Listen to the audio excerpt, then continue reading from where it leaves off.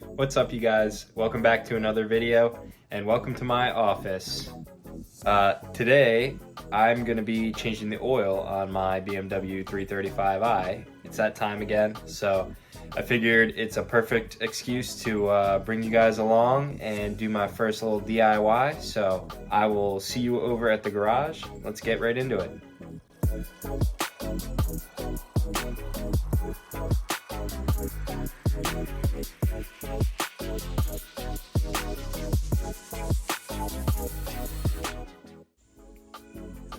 Alright guys, welcome back. Like I said, today we're going to be changing the oil on my 2011 335i. So that's the N55 motor.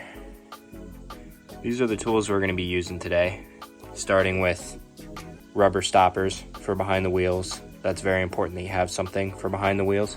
And these are from Harbor Freight. They're big beefy rubber wheel stops. Then we have a jack stand. You have your oil here, oil filter. You have your 17mm socket with your ratchet, your funnel. You have your oil pan, jack stand, and I usually wear a headlight. I look like a dork, but I love them. Forgot to mention this guy here. This is what you call a torque wrench. And you're gonna need this in order to tighten your oil pan bolt back up to proper torque spec.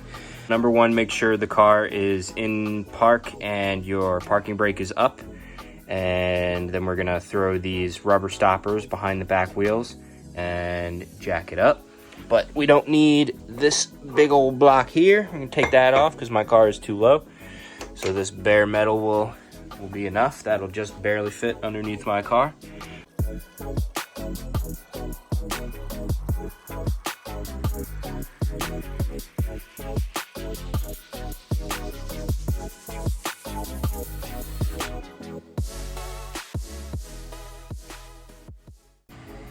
In case you're wondering where to jack the car up, these cars have two jack points on the side. That's the front one. And there's the back one right there. Like my headlight? I'm still waiting for my car to cool down. You should never do this when it's hot. You're gonna burn yourself. All right, so your next step is gonna be to take your ratchet and your 17mm and get under the car, undo the oil pan bolt. All right, so here's your oil pan bolt right here. Typically there's a door here, but mine is missing. The oil pan bolt is directly lined up with your front wheels to give you an idea of how far back you need to go. All right, so I'm gonna take my 17mm and just undo the oil pan bolt, which might be a little bit difficult. I forgot an important part of this whole thing. Gloves. And I need to take off this stupid watch. I don't know why I'm wearing this. Alright, so once you've broken your oil pan bolt free, you're going to want to slide your oil pan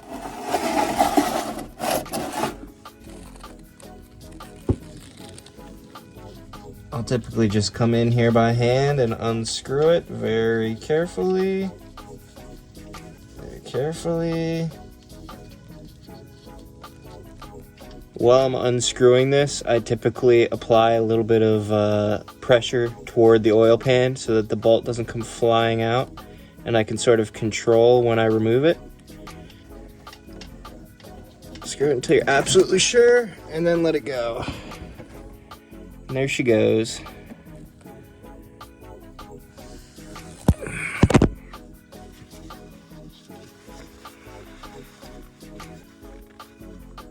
Sometimes I like to come up here up top and undo the top, because you will see once you do that, it really starts flowing. While we're waiting for that to drain out, you have your oil pan bolt right here with your crush washer on there, and these are disposable.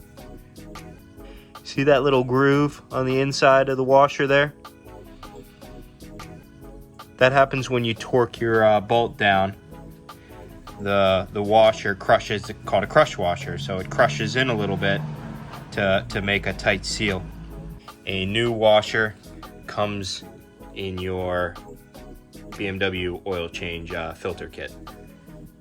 So pull your bolt out, and this is the ECS Oil Pan Bolt. It's really nice. It's got a magnetic tip, so it catches any gunk. It's a little gunky, but not looking too bad. Pretty standard. Yeah, so we'll clean that off, and once the oil is fully drained out, I'll catch back up with you, and we'll torque this bolt back on.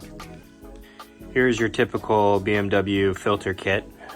Comes with a filter in there, along with your standard gaskets that go part of your filter. And you'll see right there is your new crush washer. So the kind of special tool that we're going to be using for this part is the torque wrench that I mentioned, because it's important that you torque your oil pan bolt properly to spec, and every car's spec is different. On my 2011 335i with the N55, I have the conversion right here. If yours is anything like mine, you'll flip it to the side that says inch pounds. And you see right there above the 8 where it says 240. Well, I'm gonna turn it just past that to 245 inch pounds and calibrate this thing properly. And then we'll get under the car and we'll torque it up. All right, so here's my oil pan bolt with my brand new crush washer. And we're just gonna throw her back up in there.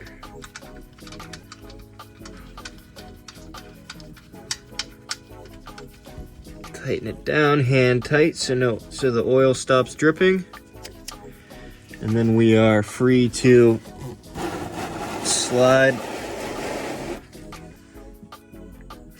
the oil pan out of the way.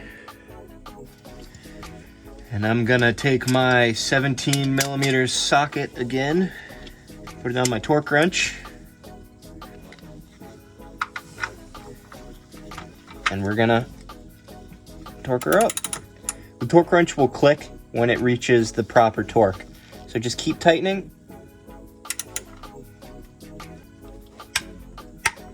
There it is. So she's torqued up properly. You should be good to go. Take a rag and wipe up any excess oil that you got on your pan. And please excuse any oil weeping that you see down here. I know people are gonna roast me for it, but my car's old. It just hit 200,000 miles. I need to replace my oil pan gasket. And I can't do it myself. I need my buddy Steve, because he is the real mechanic. This is torqued up properly now, and we're finished underneath the car. We can lower it. Make sure you remove anything that you have underneath the car before you lower it, please. Quick extra note about the torque wrench. When you're finished with it, make sure that you release the tension on it. So I'm screwing it back down to its neutral position, and I've released the tension. You can ruin a torque wrench if you leave it torqued and you wear out the spring that's a part of the mechanism. So make sure you release the tension when you're finished using these. All right, so now we're finished underneath the car. I have it lowered back down. I didn't film that part because it's pretty self-explanatory, but now we're gonna start working on the top side of the car. And the first thing I'm gonna do, change the filter out, which is this right here. You need to get this off. I like these tools. You can get them in any sort of any auto parts store. They're pretty common, but they're nice because it fits perfectly right on the housing there.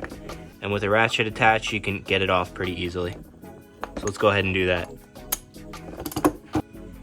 All right, so once you have your oil filter housing loosened up, go ahead and unscrew it by hand. And this part gets pretty messy, so I like to have a paper towel on hand.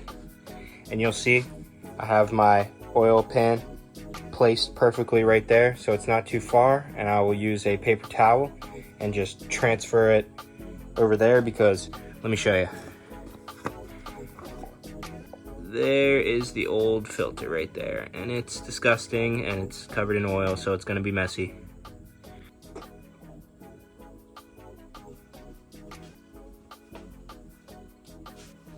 Here's the old oil filter right here. You're just going to grab the filter and apply a little bit of force and it'll pop right out. See? Right there.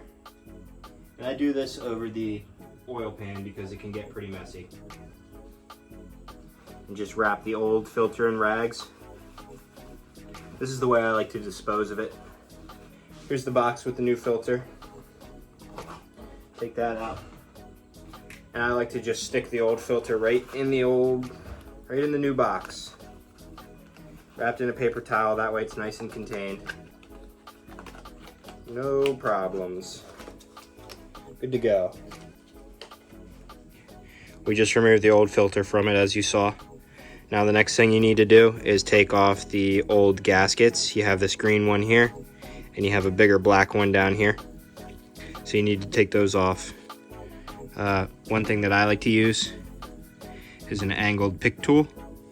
This makes my life a whole lot easier. You can just get in there with the pick tool. And even then, it's not the easiest thing in the world. Yeah, you see the angled pick tool makes this job a lot easier.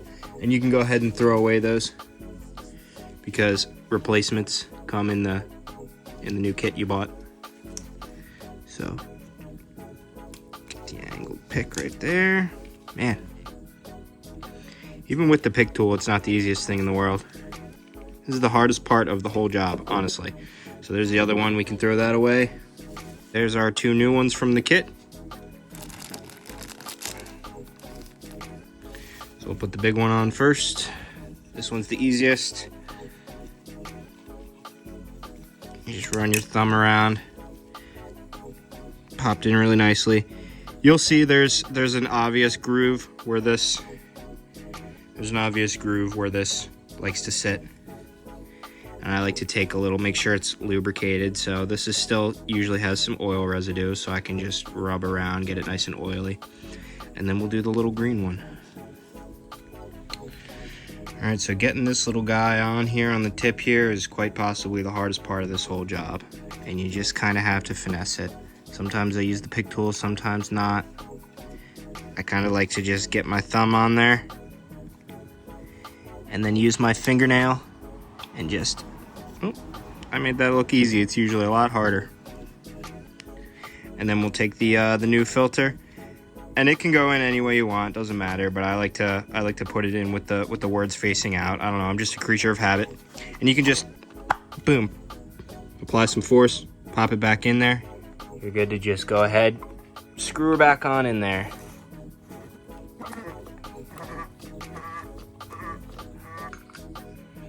Now once again, this is where I love using this tool to tighten it back up. Tighten her back up. I don't believe there's any torque spec on this one, correct me if I'm wrong. I tighten it back up until it doesn't really want to go anymore. You'll know, it'll clearly stop. And then you tighten it up, make sure it's snug, hand tight.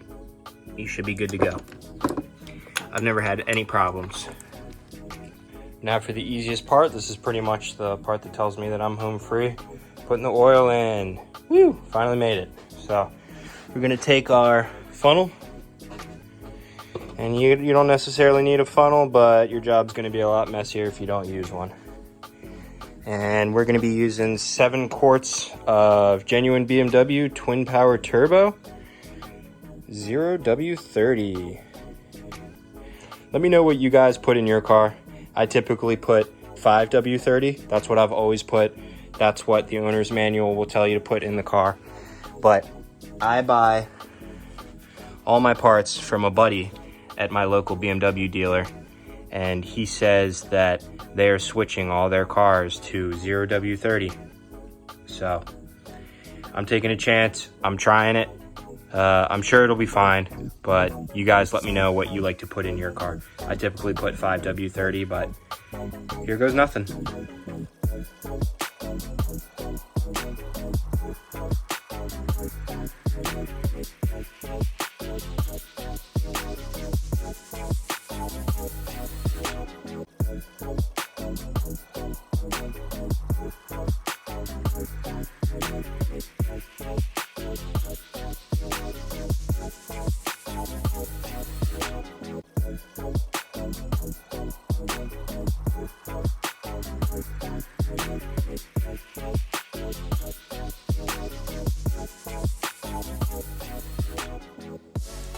So the car, I believe, calls for 6.8 quarts.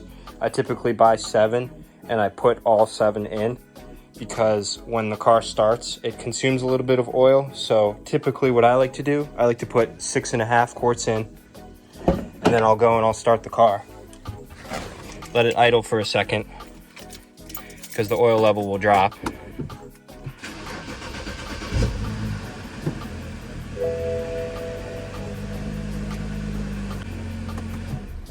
All right, and then I'll turn her off and go add in the remaining half quart. That typically puts me right where I want to be.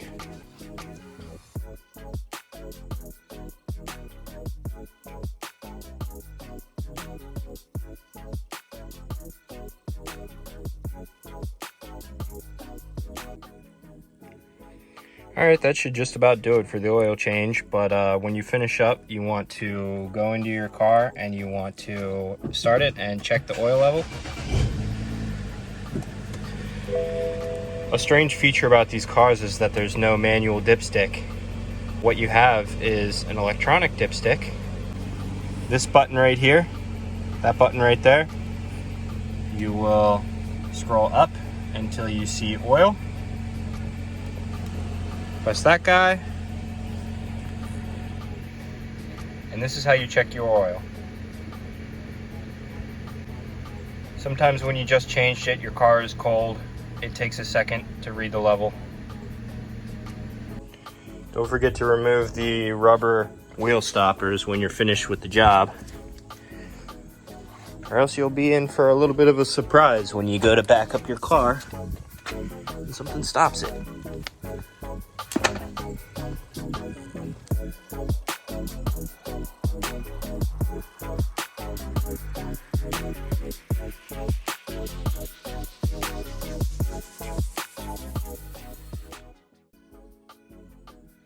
Alright everyone, so that's going to do it for today's video. I hope you liked it. It was my very first DIY, so give me a little bit of slack. I am in by no way, shape, or form a mechanic. Very much just an amateur DIYer. This is just the way that I do it, the way that I've done it for the 4 years that I've owned the car. So if I do anything wrong, I hope I haven't done anything wrong because I'm going to get roasted for that. But anyway, that'll do it for today's video. Thank you for watching, and I'll see you later.